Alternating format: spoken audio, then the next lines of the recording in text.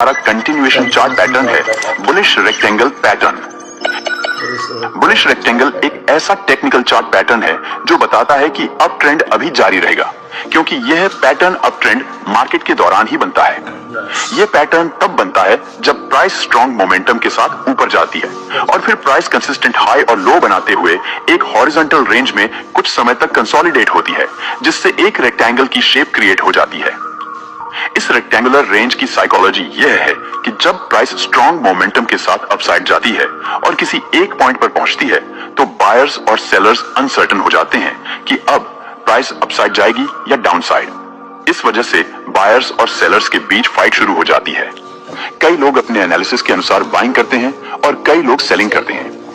कई लोग जो पहले से ही बाइंग किए हुए होते हैं वे अपने प्रॉफिट को यहां बुक करने लगते हैं, जिससे प्राइस एक रेक्टेंगुलर रेंज में हाई और लो बनाते हुए कंसोलिडेट करने लगती है।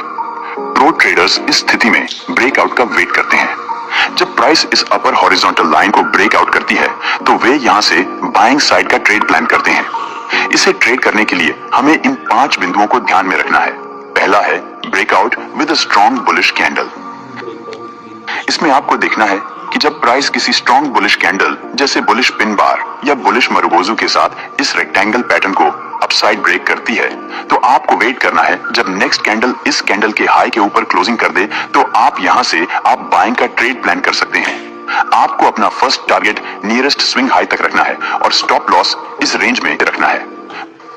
बुलिश रेक्टेंगल पैटर्न को ट्रेड करने का हमारा दूसरा तरीका है पुल बैक आफ्टर ब्रेकआउट। इसमें आपको देखना है जब प्राइस इस बुलिश रेक्टेंगल पैटर्न को ब्रेक करने के बाद एक पुल बैक देती है और इस पुल बैक पर एक बुलिश पिन बार टाइप की कैंडल बनती है तो एंट्री बनाने के लिए आपको वेट करना है। जब नेक्स्ट कैंडल का इस कैंडल के हाई के ऊपर क्लोज कर दे तो आप बाइंग साइड का ट्रेड प्लान कर सकते हैं। लेकिन अगर पुल बैक पर कोई बुलिश पिन बार कैंडल नहीं बनती तो प्राइस जब पुल बैक के बाद ऊपर जाती है और इस पुल बैक के हाई को ब्रेक करती है तो यहां से भी आप बाइंग साइड का ट्रेड प्लान कर सकते हैं। इसमें भी आपको first target nearest swing high तक ही रखना है। बुलिश रेक्टेंगल पैटर्न को ट्रेड करने का हमारा तीसरा तरीका है rectangle pattern on resistance level.